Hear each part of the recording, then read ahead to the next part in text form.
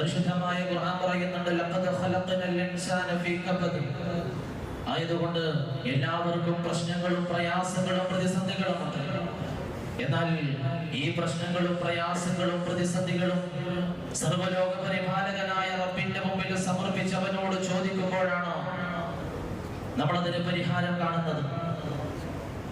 അതുകൊണ്ട് തന്നെ നമ്മുടെ ഏതൊരു പ്രശ്നത്തിനും പരിഹാരം റബ്ബിനോട് ദുആ ചെയ്യുക എന്നതാണ്. ആ പ്രാർത്ഥനയ്ക്ക് വേണ്ടിയാണ് നമ്മൾ ഒരുമിച്ച് കൂടിയിട്ടുള്ളത്. ജീവിതത്തിൽ എന്ത് പ്രയാസങ്ങൾ കടന്നു വരുമ്പോഴും നമ്മുടെ ഉള്ളിൽ ഒരു പ്രതീക്ഷയുണ്ട്. അല്ലാഹ് ഇതൊരു പ്രതീക്ഷയാണ്. കാരണം എത്ര വലിയ പ്രതിസന്ധികൾ ഉണ്ടെങ്കിലും അല്ലാഹുവിനോട് ചോദിച്ചു കഴിയുമ്പോൾ അതിനൊരു പരിഹാരമുണ്ട്. എന്നാൽ അല്ലാഹു സുബ്ഹാനഹു വ തആല നമ്മൾ ചോദിച്ച ഉടനെ തന്നെ അതിന്റെ ഫലം കാണണമെന്നില്ല. നമ്മൾ ചോദിച്ച ഉടനെ തന്നെ റബ്ബ് സ്വീകരിക്കണമെന്നില്ല. ഒരുപക്ഷെ അല്ലാഹു നമ്മെ പരീക്ഷിച്ചുകൊണ്ടിരിക്കും. ഒരുപാട് പ്രാർത്ഥന നടത്തിയിട്ടും ചിലപ്പോൾ സമയത്ത് അല്ലാഹു അതിന്റെ ഉത്തരം നൽകിയെന്ന് വരില്ല. പക്ഷേ നമ്മൾ ഒരിക്കലും ആ പ്രതീക്ഷ കൈവിടരുത്. കാരണം മഹാനായ സഖറിയ നബി അലൈഹിസ്സലാത്തു വസ്സലാമിന്റെ ചരിത്രം നമ്മെ പഠിപ്പിക്കുന്നതാണ്.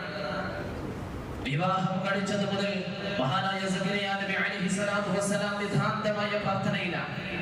ഒരു കുഞ്ഞിക്കാല് കാണാനുള്ള നിതാന്തമായ പ്രാർത്ഥന. മസ്ജിദുൽ അഖ്സയുടെ ചാരത്തെത്തിയിട്ട് ഒരുപാട് കരഞ്ഞ് പ്രാർത്ഥിച്ചിട്ടുണ്ട്. പക്ഷേ 40, 60, 80, 100 വയസ്സായിട്ട് പോലും അല്ലാഹു അതിന്റെ ഉത്തരം കൊടുത്തിട്ടില്ല. അവസാനം തന്റെ 120ാമത്തെ വയസ്സിൽ മഹാനായ സഖറിയ നബി അലൈഹിസ്സലാത്തു വസ്സലാം മസ്ജിദുൽ അഖ്സയിൽ നിന്ന് പ്രാർത്ഥന കഴിഞ്ഞ് വീട്ടിലേക്ക് മടങ്ങുമ്പോൾ മഹാനായ ജിബ്രീൽ അലൈഹിസ്സലാത്തു വസ്സലാം കടന്നു വന്നിട്ട് സഖറിയ നബി അലൈഹിസ്സലാത്തു വസ്സലാമിനോട് പറഞ്ഞു കൊടുക്കുകയാണ്, യാ സഖറിയ ഇന്നാ നുബശ്ശിറുക ബിഗുലാമിൻ ഇസ്മുഹു യഹ്യാ. യാ സഖറിയ ഇന്നാ നുബശ്ശിറുക ബിഗുലാമിൻ ഇസ്മുഹു യഹ്യാ. സഖറിയ നബിയെ, അങ്ങേക്കൊരു സന്തോഷ വാർത്തയുണ്ട്. നാൾക്ക് നാളായി അങ്ങ് ദുആ ചെയ്യുകയാണല്ലോ, ഒരു കുഞ്ഞിന് വേണ്ടി അങ്ങ് പ്രാർത്ഥിക്കുകയാണല്ലോ.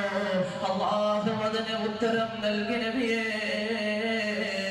യഹ്യ എന്ന നാമമുള്ള ഒരു കുഞ്ഞിനെ കൊണ്ട് അല്ലാഹു നിങ്ങൾക്ക് സന്തോഷ വാർത്ത അറിയിച്ചു എന്ന് പറഞ്ഞപ്പോ അവിടുന്ന് പറഞ്ഞു അൽഹംദുലില്ലാഹ്.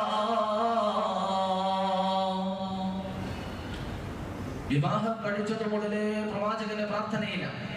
അള്ളാഹു ഉത്തരം കൊടുത്തത് 120ാമത്തെ വയസ്സിൽ.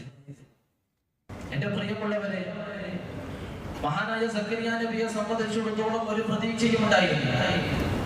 കാരണം നരമ്പുകളെല്ലാം തളർന്നു പോയിട്ടുണ്ട്, തൊലിയെല്ലാം ചുക്കിച്ചുളിഞ്ഞിട്ടുണ്ട്.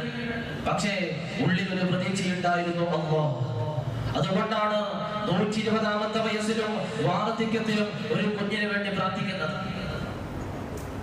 എന്നാൽ മഹാനായ സഖറിയ നബി അലൈഹിസ്സലാത്തു വസ്സലാം ചോദിച്ചത് ഒരു സ്വാലിഹായ കുഞ്ഞിനെയാണ്.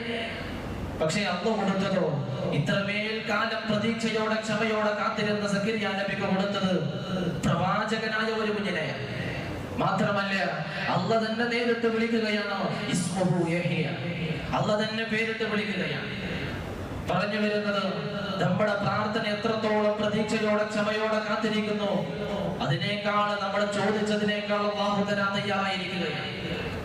അതായത് അല്ലാഹു നമ്മെ പരീക്ഷിക്കുകയാണ്. നമ്മൾ എത്രത്തോളം പ്രാർത്ഥിക്കുന്നുണ്ട്, എത്രമേൽ പ്രതീക്ഷയോടെ പ്രാർത്ഥിക്കുന്നുണ്ട് എന്ന് അല്ലാഹു പരീക്ഷിക്കുകയാണ്.